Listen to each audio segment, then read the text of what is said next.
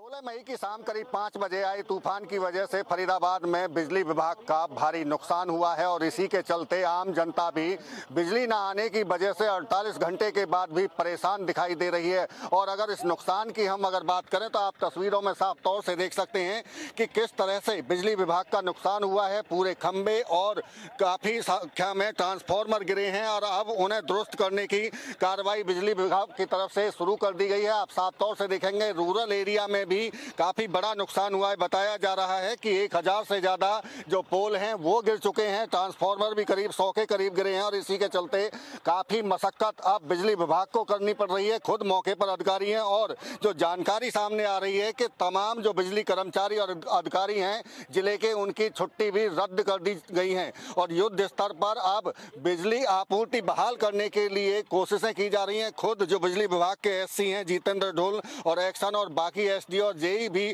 Field में हैं और जिस तरह से हम बता रहे हैं कि छुट्टी रद्द कर दी गई है, तो ऐसे में अब कोशिश यही है कि जल्द से जल्द बिजली आपूर्ति बहाल की जाए। बात करेंगे, जितेंद्र ढोल हैं, एससी हैं फरीदाबाद के, उनसे। सर, जिस तरह का जो नुकसान हुआ, अंधड़ आया, तूफान आया, कितना नुकसान का आकलन है? ये अपना देवेंद्र जी, आज तक जब हमने 2004 में डिपार्टमेंट ज्वाइन किया था, फर्स्ट टाइम ऐसा हमने विंड स्टॉर्म देखा है। हमारा करीब इसमें जो अर्बन एरिया में है 450 पौने 500 पोल हमारे डैमेज हो गए हैं और तकरीबन हमारे 100 के आसपास ट्रांसफार्मर डैमेज हो गए हैं। अभी ये अर्बन एरिया का नुकसान है। एपी जो एग्रीकल्चर जो ट्यूबवेल जिसमें किसानों के ट्यूबवेल आते हैं उसका आकलन अभी बाकी है। हमारा जो फीडबैक आ रही है अभी किसानों से भी, गांव से भी, उसमें करीब हमारे 550-600 पोल हैं। तो लगभग हमारे 1100-1150 पोल के आसपास हमारा अभी आकलन है जो हमारा नुकसान हुआ है। सर, ये नुकसान तो हुआ, अलग बात है, लेकिन जो जनता परेशान, 30 लाख की आबादी फरीदाबाद की, और ऐसे में 48 घंटे का समय होने को आ रहा है, बिजली की आपूर्ति बहाल नहीं हो पाई है। क्या आपकी तरफ से प्रयास किए जा रहे हैं, क्योंकि एक पानी की भी एक किल्लत खड़ी हो गई है? जैसा आपने देखा होगा, जितने पेड़ अभी गिरे हैं, इससे पहले कभी इतने जो विंडस्टॉर्म आए इतने पेड़ कभी नहीं गिरे, तो उन पेड़ों को हटाने में टाइम लग गया। उसके साथ इसलिए हमारे को थोड़ा सप्लाई रिस्टोरेशन में टाइम लगा है। पहले पेड़ों को हटाया हमने अपनी लाइनों से, फिर हमने अपने लाइन को इरेक्ट किया और हमने परसों करीब 75-80% के आसपास हमने अर्बन एरिया को उसकी सप्लाई रिस्टोर कर दी थी। कल अर्बन एरिया हमारा सारा कंप्लीट चालू हो गया था। आज हम जो आपने देखा है, ये जो कावरा गांव के आसपास 17 गांव हैं, ये लाइन देखो हमारी करीब 70 पोल इसमें गिरे हुए हैं। ये नाले के ऊपर कितना डिफिकल्ट काम है ये भी हम एक अल्टरनेट सोर्स से इन गाँव को भी हम शाम तक बिजली दे देंगे।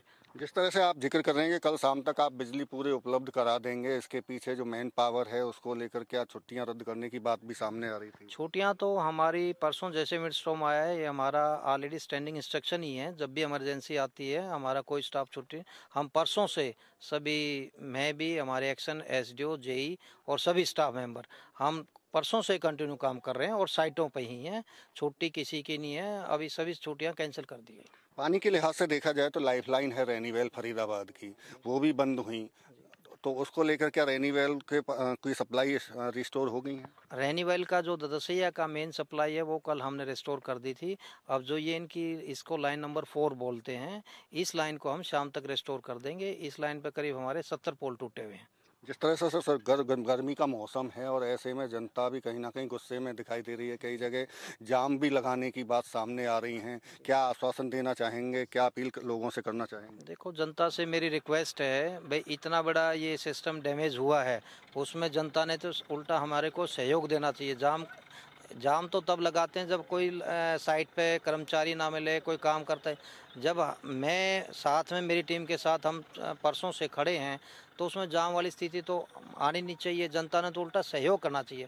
जैसे आप आए हैं यहाँ, गांव के कामरा विलेज के सरपंच हैं, ये सरपंच साहब सेक्टर 19 में रहते हैं, तो ये इन्होंने पता लगा हुआ कल से हमारे पास यहाँ काम चल रहा है, तो सरपंच साहब कल से ही हमारा सहयोग कर रहे हैं। तो जैसे जैसे जनता सहयोग करेगी उतना ही काम जल्दी होगा। सर, एक सवाल आखिरी आपसे, चूंकि नुकसान तो काफ़ी हुआ है, अगर इसका आकलन पैसों के हिसाब से देखा जाए तो विभाग को कितना का नुकसान माना जाए? पैसा भी मोटा मोटा आकलन, एग्जैक्ट तो फिगर जब हमारा इनका एस्टीमेट तैयार होंगे तो तब एग्जैक्ट कॉस्ट आएगी। तो मोटा मोटा जो हमारा आकलन है अभी 2.5 करोड़ 3 करोड़ के आसपास आकलन है। एग्जैक्ट कॉस्ट जब हमारे एस्टिमेट प्रिपेयर होंगे इनके, अभी तो हम क्या है सामान लेते जा रहे हैं स्टोर से और लगाते जा रहे हैं।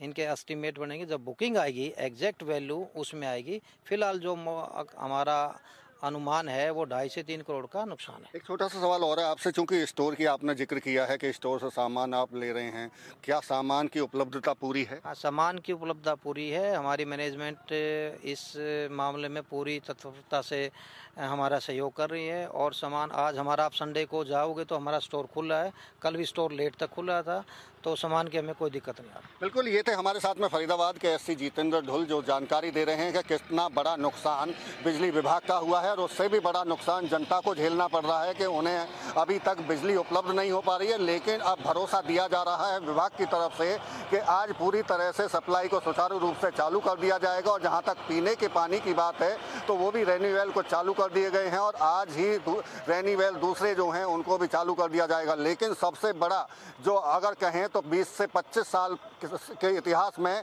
फरीदाबाद में इस तरह का नुकसान नहीं हुआ था। लेकिन अब जिस तरह का नुकसान हुआ है उसको देखते हुए विभाग के तमाम अधिकारियों कर्मचारियों की छुट्टी रद्द कर दी गई है और युद्ध स्तर पर बिजली को रिस्टोर करने का काम किया जा रहा है। फरीदाबाद से देवेंद्र कौशिक। बढ़ते खबरों में आगे